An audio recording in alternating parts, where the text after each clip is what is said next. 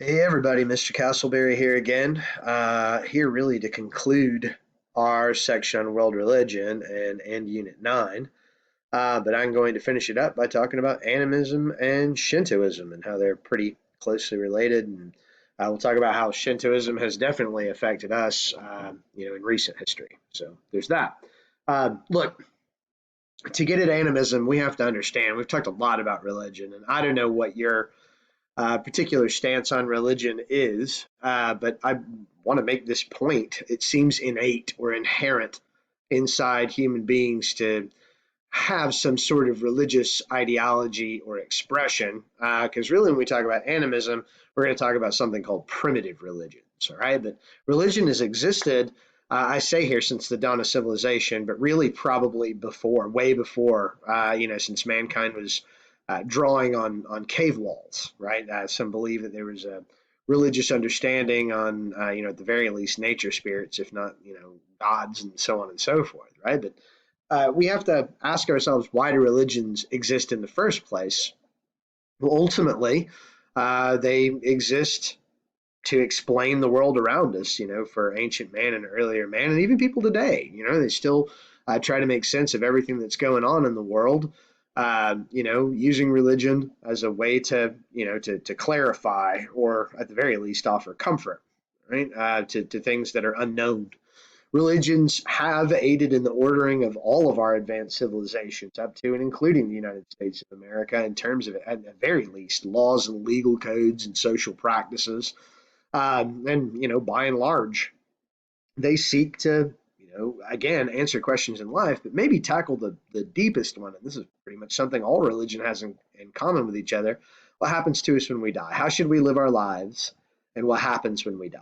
Right? And that's sort of it. So if we look at religion in its absolute earliest form, we would be talking about animism. Right. So this is something that I've discussed with my classes a little bit at the very, very beginning of the school year. When we're talking about the Middle Eastern religions, and now it's, I think, probably worth bringing it up again as we move into Shintoism, to understand like what we mean when we say primitive religions. I'm not trying to look down my nose at anybody, or explain away somebody's religious beliefs. I think that's rude at the very least, unprofessional on a second note.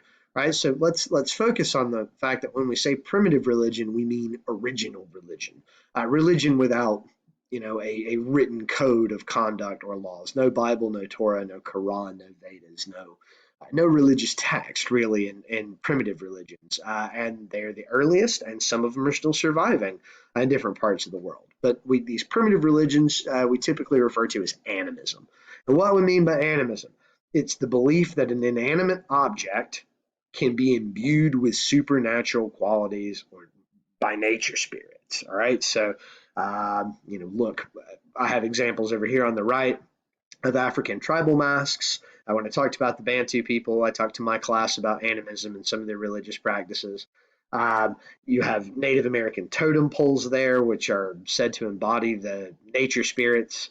In each one of the pegs of the totem pole, right? Each one of the heads or one of the carvings reflects nature spirits. But look, even in pop culture, right? Like I've got Beauty and the Beast down here, the dancing candelabras and stuff like that. I think maybe a better, and every year I mean to change it, maybe a better example of this would be Toy Story, right? You've all seen Toy Story if you haven't seen Beauty and the Beast, where the toys come to life whenever Andy's not around and they have thoughts and emotions and feelings. And that's sort of an example of animism, what would be an inanimate object imbued with some sort of spiritual force or mind of its own. Right? If you want to see it in Judeo-Christianity, you don't have to look any further really than Moses' staff that parts the Red Sea. God tells him that he's, going to perform his wonders with his staff, raise the staff, and it'll part the sea. Right, so you get a bit of that. And I don't mean to take anything away from that story either. Just to kind of give you an example of how animism is kind of in all the world religions. All right, at least a little bit of it. All right, so in order to access the spirit world, we need a guide to get us there, and those guides are typically referred to as shaman. Right, think of them as the earliest priests or preachers or spiritual leaders, what have you. And the practice involved generally altered states of consciousness and in order to perceive or interact with the spirit world. So Down in South America, there's shaman that can mix up a concoction to take you into the spirit world. In certain North American native tribes, they smoke peace pipes or ate wild cactuses to achieve this state, right, or to interact with the spiritual world, right? And that's one of the earliest practices of religion in general, and that's what animism is, right? So when we talk about animism, you're going to see that in understanding Shintoism, right? And Shintoism is the only place it's practiced anywhere in the world is Japan. Right, it is a native religion to Japan, and it's old. Right, it's a very very old religion that has been practiced there really since people inhabited the archipelago of Japan. Our first document, our documented case of existence of the Japanese was in the first century BC when the Chinese made contact and created a map of the place. Right, so we know there was a common ancestry between people who lived in China and people who lived in Japan. But people must have taken to the sea, gone to Japan, and just never looked back. And that's how people got there in the first place, right? So Japan was very very far from unified when the Chinese made contact. When I say far from unified, if you look at this particular map of feudal Japan, every single one of those little places has its own warlord and its own chieftain and its own code of conduct and its own religion. This is like the development of the samurai, right? And they're fighting for the shogun and they're fighting for their area of Japan and control of others, right? Every single one of these places, like I said, had their own religion. They worship their own gods and their own goddesses. The old myth went that the archipelago of Japan was created when the gods stabbed the earth with a samurai sword and pulled it back up, and the bits of land that dripped off into the sea created the archipelago of Japan.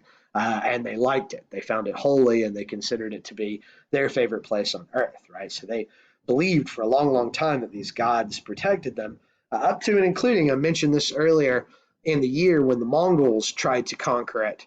They were destroyed by typhoon winds out in the sea, and they believed this was the gods of Japan, the Shinto gods, protecting the island, up to and including World War II. They believed they were protected by these kamikaze divine winds. Anyway, during this early period, there were thousands of individual gods and goddesses, and they were all worshipped in different ways.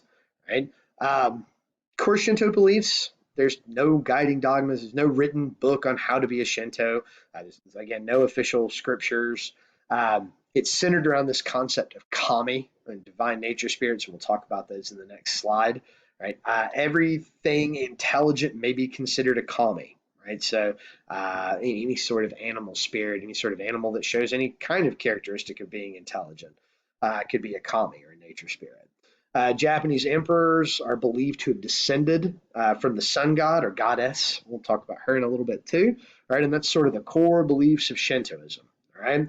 These various beliefs combine to form Shintoism, and Shintoism, or Shinto, translates simply or loosely to the way of the gods. The basics of Shintoism is just your respect for the divine forces of nature and to worship your ancestors, right? It's thought that when your parents die, for instance, they're going to go on and advocate to the gods and to the spirits for you. So you need to properly worship your ancestors so that they will take care of you in the spiritual realms. Right? We talk, like I said, kami, or these divine spirits, these divine nature spirits can be found in anything unusual, a beautiful tree, a rock, waterfall, a man-made shrine, right? So we see these shrines on the left over here, this big rock with a rope bridge kind of going across it, and you have the shrine at the top. Right, that's a place for kami to live and dwell. We have another shrine over here on the right. You have bonsai trees, which are hand-carved places for kami spirits to live. And it's very culturally Japanese. And it's one of those things that we're going to see this as the driving force really until Buddhism comes in and replaces Shintoism and almost kills it completely. We'll see, oddly enough, a re-emergence of this ancient Japanese religion at the end of the 19th century and the early 20th century in Japan, when Japan is becoming an industrialized power. The powers that be bring them back. Let's talk about them. Right. So when we talk about Shintoism and the formation of Japanese government, in and around the 400s AD, the dominant war war clan, the Yamato. They're going to come and not completely unify Japan, but take over a huge swath of it. Their claim to fame is they believed that they were the descendants of Amaterasu, or the sun goddess of Japan, right? That she's their mother, and they began calling themselves after their military takeover the emperors of Japan, right? So they start this concept of being an emperor, but the Yamato clan won't be able to hold on to power for a long, long time. They're going to have two or three emperors, and then they'll be dethroned. But it's not like China. Remember, in China, we talked about the dynastic cycle. We're not going to see that. That's sort of an interesting thing about Japanese imperialism.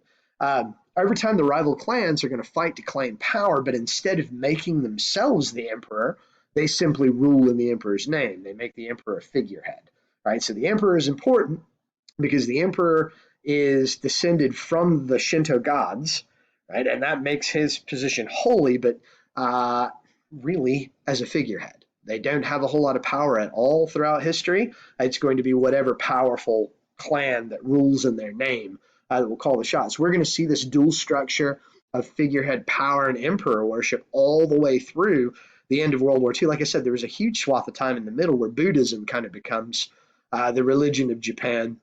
But before World War II, the period that I referred to called the Meiji Restoration, as Japan modernizes and becomes a modern country, you think that they would probably become really anti-religious, right, or have less to do with this animistic backdrop, but they don't. They see this as an opportunity. The government sees this as an opportunity to drum up Japanese nationalism. So they reinstall the concept of emperor worship well before Hirohito comes to the throne. But by the time Emperor Hirohito is on the throne, and this gentleman, this is Hirohito here on the left. On the right, this is Hideki Tojo. He's the head of the military in Japan during World War II.